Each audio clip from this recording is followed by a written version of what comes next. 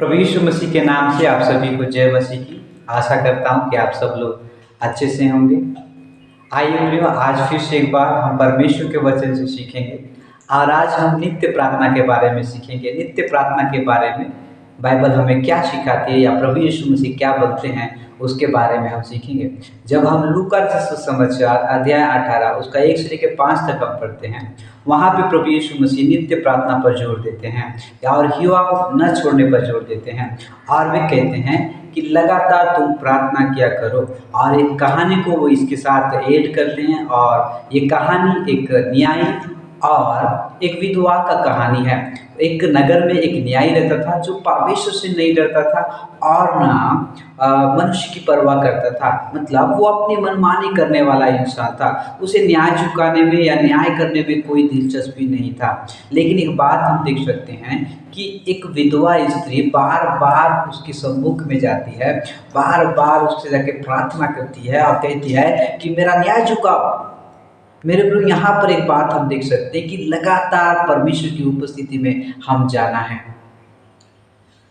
कई बार हम प्रार्थनाओं को शुरू करते हैं और जब वो उत्तर हमें जल्दी से नहीं मिलता तो हम प्रार्थना को वहीं पर छोड़ देते हैं।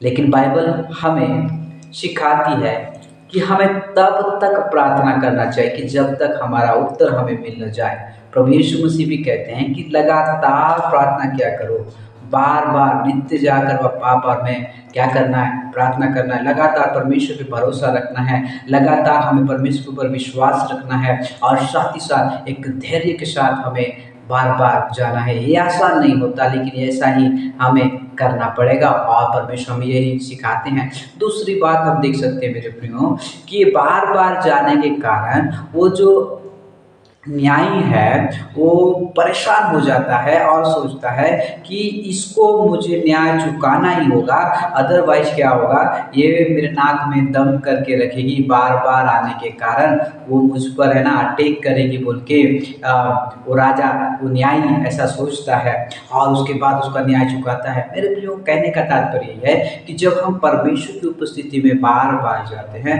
वो निश्चय रूप से हमारा क्या करेगा, न्याय चुकाता है। परमेश्वर का वचन कहता है कि बार बार जाने के कारण ही नहीं बल्कि परमेश्वर देखता है कि उसके दास और दासी, उसके बेटे और बेटियां जो दिन भर रात भर प्रार्थना करते रहते हैं, वो ये बताते हैं कि एक अधर्मी न्यायी जब एक विधवा का न्याय चुका सकता है तो तुम्हारा पिता तो भला परमेश्वर है, वो तुम्हारे मांगने से तुम्हें क्यों नहीं देगा, वो जल्द ही तुम्हें तुम्हारे प्रार्थनाओं का उत्तर देगा। हर चीज़ का एक समय होता है मेरे प्रियो। कई बार हमको लगता है कि ये चीज़ हमारे अनुसार नहीं है ना, ये प्रार्थना हमें मिलने वाला नहीं है, ये प्रार्थना का उत्तर परमेश्वर में देने वाला नहीं है। ऐसा नहीं है, एक समय है, एक उचित समय है।